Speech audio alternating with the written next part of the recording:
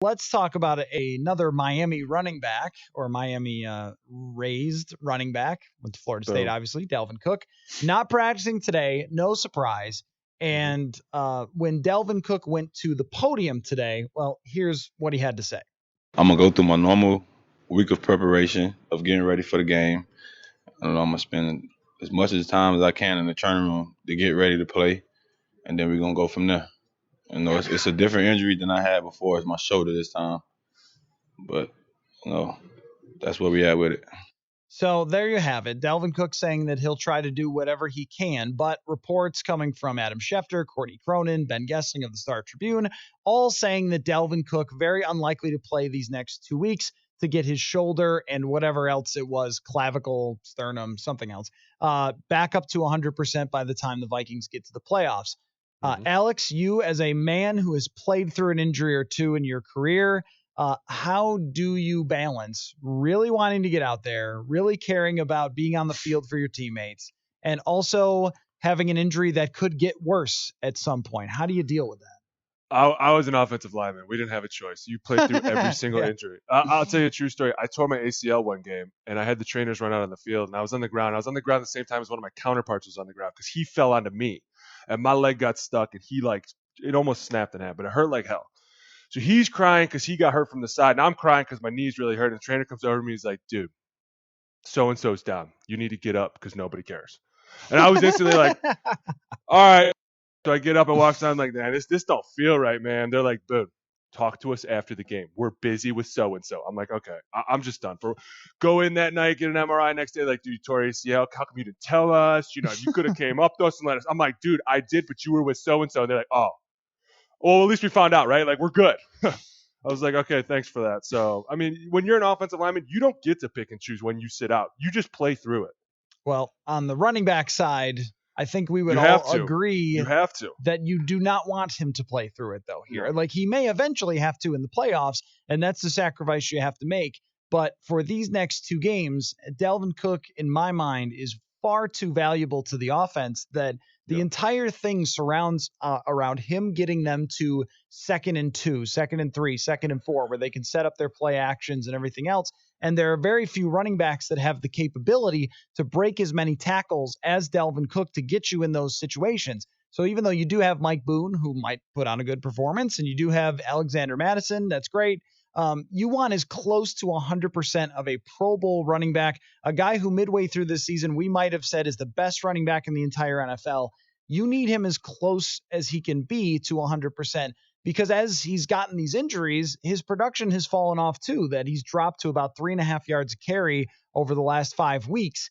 If you get 3.5 yards a carry from Dalvin Cook, you are probably not going super deep in the playoffs. No, and that's one of those things that even like a 2nd and 5 makes it so much more manageable than a 2nd and 7 or a 2nd and 8, because those are the distances that the blitz will pick up, and that's when people start to pressure you more, and they're not afraid of you as much. When you can get somebody into a 2nd and 5, like they're like, dude, all they got to do is give the ball to Dalvin again, and there's your first down. It makes the game plan so much easier. So, yeah, when you're talking about do we need Dalvin in the playoffs? Absolutely. We need Dalvin, and we need him to perform as well. Like, this just can't be one of those things where he's out on the field, all the defense is going to be scared, because you're playing against the most elite defenses.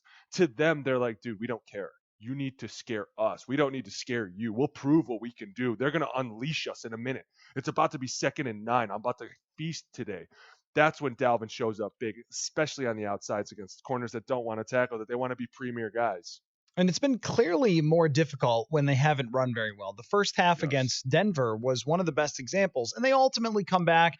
Denver is bad. Their third string quarterback throws an interception in the end zone and then can't finish the drive.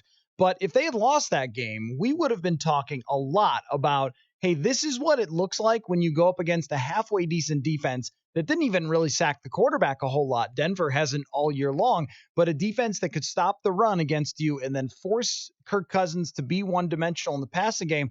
I think that's been the biggest difference with Kirk Cousins this year to even last year, where John DeFilippo wanted to throw all the time. But not only that, their run, whatever you call it, their run scheme, their run packages were just not as effective.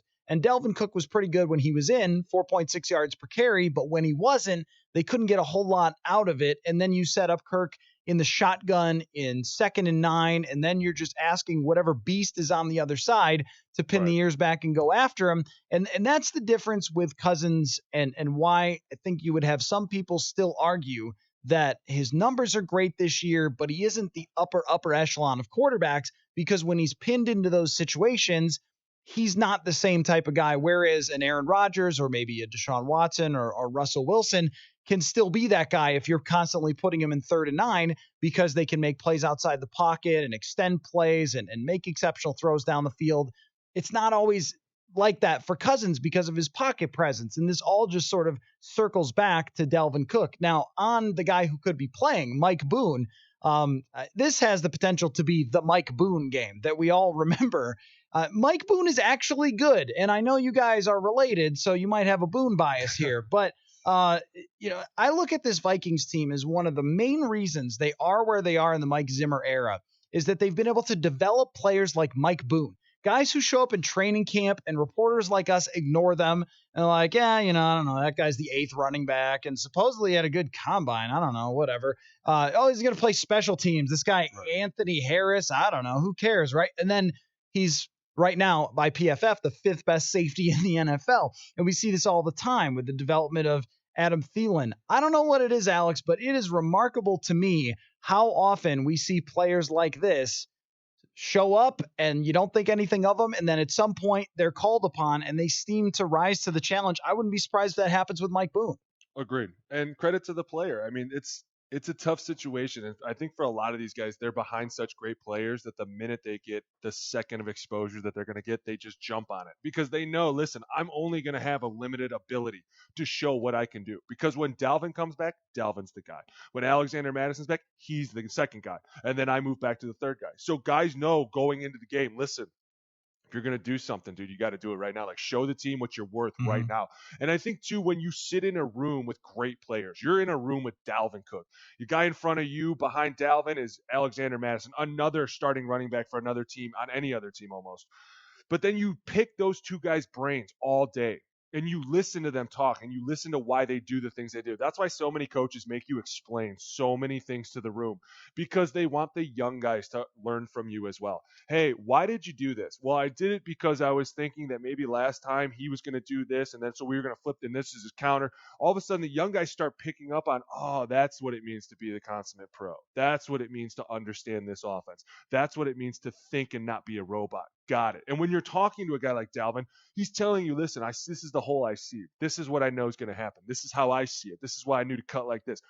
A great player will learn from that and go, man, when I get my opportunity, I got to do exactly what he's doing. I'm going to learn from him, and then I'm going to go out and do it. And credit to Mike Boone for doing it. And he could very well have a big game this week. Absolutely. And I don't know how you felt when you were inside that locker room, but from me covering this team over the last few years, it is the most high IQ of their sport group that I've ever been around as a reporter, of people who just have this encyclopedic knowledge and how to apply it on the field from position to position to position, whether you're talking about Harrison Smith or Danielle Hunter's huge gains from year to year based on his improvements in technique, or someone like Anthony Harris, who's a really, really bright guy. And it just never really surprises me when someone has success like this, because I think it's such a vital part of how they scout is looking for the high intelligence player. Now, somehow they signed you, but for the most part, but for the most part, it really sort of sticks out to me as being different,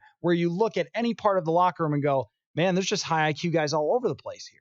And that's really the locker room that you want. Like, guys can joke around and mess around, and people are always going to be like, oh, they're not that smart. They're football players or whatever. But when you're in a professional locker room like that, and you start to talk to guys about their craft, and they don't just give you the random, like, yeah, I try real hard. Like, they start breaking things down. Yeah.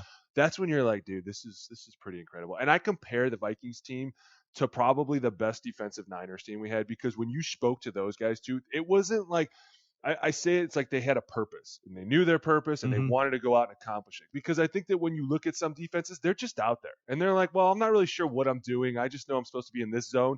But if you look at a linebacker with a purpose, or a defensive lineman with a purpose, they know where they need to be, and they get there, and they get there in a hurry and then with a vengeance. Like, they know what's going on around them. They constantly are trying to be students of the game, and just incredible. And I think sometimes of like, the meetings we used to sit in, and Tom Rathman used to run them. And you want to talk about a guy that was like a historian. Neck roll. Bro, he used to break things down. All-timer. And you'd be like, oh my God, this was incredible. Like he'd be like, no, and he'd get like into his stance, and then he'd put his hand on the ground, and he'd like have the remote in one hand, and you'd be like, oh my God, he's gonna lose it this time. He's gonna do, and he'd be like, they're a 33% pressure team on third down, and he was like screaming, but he would break it all down for you, and you would be like, dude, that was with a purpose. That guy knows what he wants to teach you when he's teaching it to you. Also hugely helpful for reporters to be able to get that sort of knowledge from players like